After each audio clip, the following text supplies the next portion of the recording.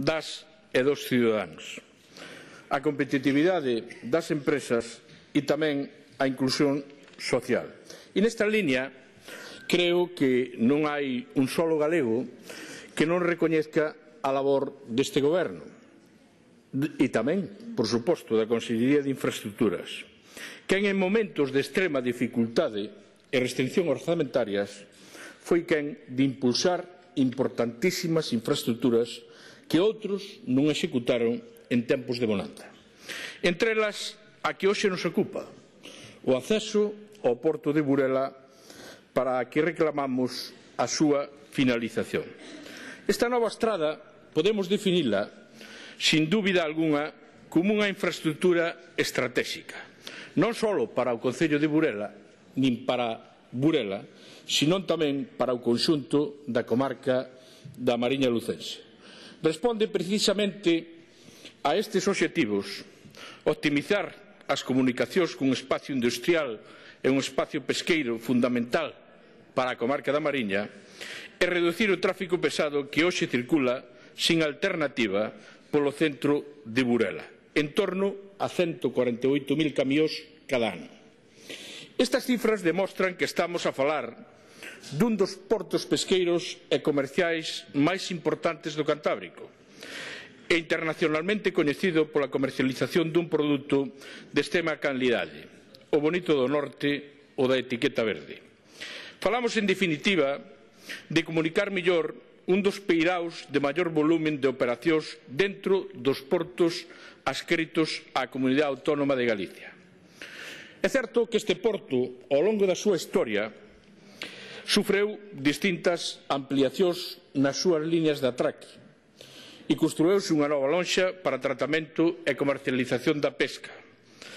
O actual acceso á zona portuaria realízase en este momento polo centro do núcleo urbano, coas molestias e cos perigos que isto supón, tanto para os usuarios do porto como para o propio núcleo de Burela. Burela ten un censo aproximadamente de 9.580 habitantes e ten aproximadamente en torno a máis de 12.000 residentes.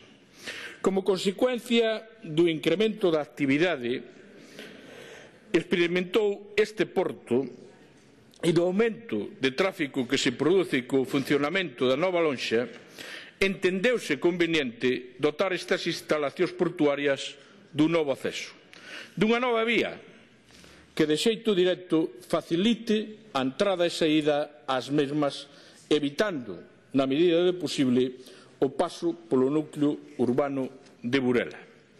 A nova vía ten unha longitude de menos de 1,3 kilómetros e descurre entre o acantilado e a liña de Feve. A xeometría da futura estrada está totalmente condicionada pola orografía da zona e a presencia da liña do tren, de tal xeito que a vía proxectada está completamente encaixada entre o acantilado e a liña do ferrocarril. Circunstancias, por certo, que explican tamén que, a pesar de ter un percorrido non moi longo, si representou un importante reto técnico. Si representa un proxecto de alta complexidade no seu deseño e tamén na súa execución. Falamos, ademais, dunha obra que trae aparellada un novo desafío: evitar un alto impacto da vía resultante, pois foi deseñada para impedir que se eliminaran as vistas ao mar, dado que o seu trazado vai prácticamente en desmonte. Ademais, e tamén compre recoñecelo, esta obra, financiada pola Xunta, sufreu nos últimos anos incontables contratempos. Desde a paralización xudicial dos traballos pola presentación de distintos recursos de particulares que tuveron que resolverse, a aparición de pegadas arqueolóxicas que precisaron dun plan especial de catalogación e intervención. E por eso, a razón da demora dunha estrada cuyo expediente de adxudicación data do ano 2006, do 22 de 3 de 2006, e cuyo contrato foi asinado no ano 2007, o 11 de 5 de 2007. Incluso foi necesario redeseñala logo de que a Xustiza establecera a non conformidade co planeamento daquela vixente no Concello de Burela e que debe superar incluso a rescisión de mutuo acordo do contrato inicial e empezar o proxecto de prácticamente de cero fai, neste caso, poucos anos. Hoxe foi posible o verdadeiro desbloqueo. De feito, esta estrada acadou un novo impulso cos dous gobernos, neste caso, dous gobernos populares. A chegada do goberno do Partido Popular, tanto a nivel autonómico como a chegada do goberno do Partido Popular a nivel nacional. Especialmente, señorías, nesta segunda legislatura, superando os obstáculos administrativos, superando os obstáculos xurídicos e tamén os técnicos. E tras dispoñer da autorización otorgada, neste caso pola Axencia Estatal Ferroviaria, para o desvío da liña do tren. A Consellería de Infraestructuras deu prioridade a unha actuación que tomou especial intensidade a partir do ano 2015. E na que a Xunta de Galicia inviste nada máis e nada menos que 8 millóns de euros. É certo que ningunha administración ten culpa polo bloqueo xudicial ante o recurso dun particular, nin tampouco quero responsabilizar a ninguén pola súa complexidade técnica. Pero tamén é certo, e debemos recoñecer isto, e que nos últimos anos ten adquirido un impulso que nos permite falar, por fin, do seu horizonte final e posta en servicio. Señorías, hoxe demandamos o apoio desta Cámara para que xuntos poñamos data á finalización ás obras ao acceso ao porto de Burela, para que establecemos un mandato entre todas as forzas políticas, un mandato sin partidismo, en favor dunha infraestructura estratégica que favorece a actividade económica, que incrementará, sin lugar a dúbidas, a competitividade da comarca da Mariña. Señorías, hoxe esta Cámara é a quen lle corresponde a prerrogativa do impulso da acción do Goberno.